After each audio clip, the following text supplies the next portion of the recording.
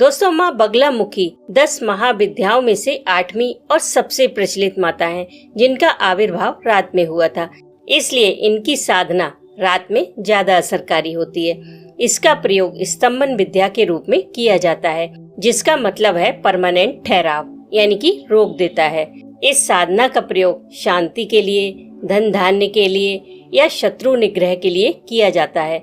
इस विद्या का प्रयोग भोग तथा मोक्ष दोनों की प्राप्ति के लिए किया जा सकता है।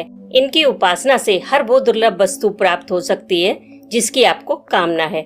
जो लोग नाम कमाना चाहते हैं, शत्रु का विनाश करना चाहते हैं, दुश्मनों से बहुत परेशान हैं, वाक सिद्धि चाहते हैं, किसी मुकदमे में विजय चाहते हैं, उन सब के लिए माँ बगलामुखी की आराधना की जाती है।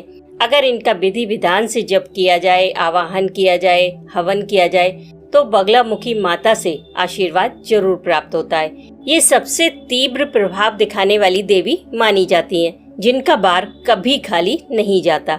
लेकिन ये बात बिल्कुल सच है कि इनकी पूजा बहुत विधि विधान से की जाती है।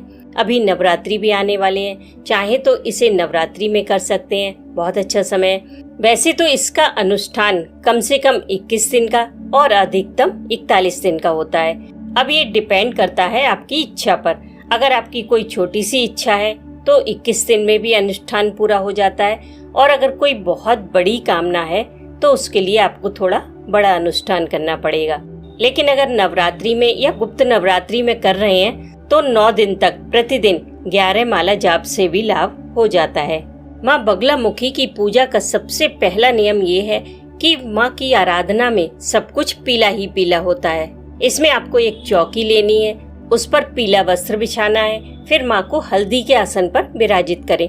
माँ बगलामुखी की जो प्रतिमा होती है वो जिह्वा को खींचते हुए होती है, क्योंकि वो शत्रुओं का नाश करती हैं। उनके एक हाथ में बैरी की जीभ है और दूसरे हाथ में मुद्गर है, जिससे वो शत्रु पर प्रहार कर रही हैं। माँ को विराजित करने के बाद उन्हें पीली चुनरी ओढ़ाएं। आप भी पीले ही वस्त्र धारण करें, यानी कि उनकी पूजा में सब कुछ पीला होता है, इसलिए उन्हें पीताम्बरा माता भी कहा जाता है। इनका बार कभी खाली नहीं जाता, इसलिए इन्हें ब्रह्मास्त्र भी कहते हैं। माँ को चढ़ाने के लिए पीले ही पुष्प लें, हल्दी की माला लें, और जो भोग लगाना है वो भी पीला ही लगाना है। आप बेसन का हलवा बना सकते हैं, लड्डू बना सकते हैं, खीर भी बना सकते हैं, पर उसमें हल्दी और केसर जरूर डालें। और अगर पुए बनाएं तो आटे में हल्दी जरूर मिलाएं। अगर फल भी चढ़ाएं तो वो भी पीले ही लें, जैसे केला, पपीता या आम। अब आपने जहाँ पर माँ को विराजित किया है उनके ठीक सामने चने की दाल से एक स्वास्तिक बना लें। फिर उसके ऊपर दीपक जलाएं गाय के घी से। अगर गाय का घी ना मिले तो आपके पास जो भी घी है उसे गर्म करके उसमें हल्दी मिला लें, और उस दीपक में जो बाती बनेगी उसे भी पहले हल्दी से कोट कर लें, यानी कि हल्दी में लपेट लें। पीले ही फूलों की माला पहनाएं। सबसे पहले इसमें माँ का आवाहन किया जाता है। सारे कार्य आपको विधि विधान से ही करने हैं। माँ का जो आवाहन मंत्र है वो है ओम ऐं ह्रीं श्रीं बगलामुखी सर्वदृष्टानां मुखम स्तंभिनी सकल मनोहारिणी अंबिके इहा गच्छ सन्निधि कुरु सर्वार्थ साधय साधय स्वाहा। इस मंत्र से माँ का आवाहन करें, उन्हें बुलाएं। अब आपको हाथ में पीली सरसों लेनी है और अपनी चारों दिशाओं में बिखेर देनी है। उसके बाद विनियोग करना है। जल के साथ पीली सरसों लेनी है, उससे आपको विनियोग करना है। विनियोग का मंत्र है ओम अस्य श्री बगलामुखी मंत्रस्य नारद ऋषि अनुष्टुप छंदः बगलामुखी देवता ह्लीं बीजम स्वाहा शक्ति मम अखिला बप्तये जपे विनियोगः। फिर जल को पृथ्वी पर छोड़ दें। आवाहन करके विनियोग करके माँ से प्रार्थना कीजिए कि माँ आप यहाँ पर विराजित हो जाएं। उसके बाद माँ के मंत्र का जाप करें। 36 अक्षरों का मंत्र है। अगर आपको मंत्र कठिन लगता है या बड़ा लगता है तो आप इनके बीज मंत्र का भी जाप कर सकते हैं। इनका बीज मंत्र है ह्लीं। इसका जाप ओम लगा कर ही करें, जैसे ओम ह्लीं ओम ह्लीं ओम ह्लीं। इस तरह से एक बात का ध्यान रखें कि बगलामुखी माँ की आराधना रात्रि में ही की जाती है, यानी कि रात में 10 बजे से लेकर सुबह 4 बजे तक इनकी आराधना करने का विधान है। दिन में इनकी आराधना नहीं की जाती, या फिर ये कह लो कि रात में इनकी आराधना ज्यादा प्रभावशाली होती है, क्योंकि इनका आविर्भाव रात में ही हुआ था। तो ये जाप भी आपको रात्रि में ही करना है। विनियोग करते समय ही आप ये संकल्प ले लें कि आप कितने जाप करेंगे, ठीक है।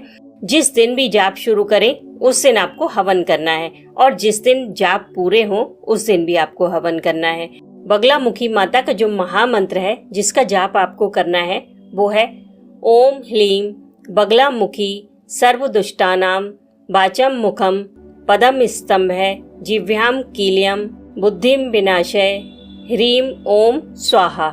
ये बगलामुखी माता का एक ऐसा महामंत्र है जिससे आप जो चाहें पा सकते हैं। ऐसा नहीं है कि इस मंत्र का प्रयोग आप सिर्फ शत्रु विनाश के लिए ही कर सकते हैं। इसका संकल्प आप जिस भी इच्छा के लिए करते हैं वही इच्छा पूर्ण होती है। इस बात का विशेष ध्यान रखें कि माँ बगलामुखी का जो मंत्र है वो चाकू की तरह है, जिससे आप फल भी काट सकते हैं और किसी की गर्दन भी। अगर आप इसका प्रयोग किसी शत्रु के विनाश के लिए कर रहे हैं तो ध्यान रखें आपके पक्ष का ईमानदार होना बेहद जरूरी है।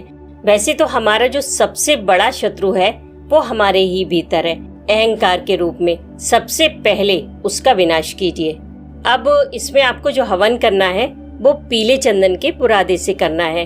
तिल भी लेने हैं तो उसमें भी हल्दी मिला लें, खीर में भी हल्दी और केसर डालें, पुए बनाते समय उसमें भी हल्दी डालें। इन सब की 108 आहुतियां दी जाएंगी उसी मंत्र से। जाप भी आपको हल्दी की माला से ही करना है। जिस दिन भी आप इसे शुरू करें उस दिन सबसे पहले हवन होगा, 108 आहुतियां दी जाएंगी, उसके बाद जाप करें, फिर माँ की आरती करें, और जब आपका संकल्प पूरा हो जाए तब इसके कवच का पाठ जरूर करें। आप चाहें तो इनके बीज मंत्र का भी जाप कर सकते हैं। ये तुरंत फल देने वाली चमत्कारी साधना है, पर विधि विधान का बहुत ध्यान रखें। जितने दिन भी आप ये साधना करें मन को पवित्र रखें, झूठ और कपट से दूर रहें। जय माता दी।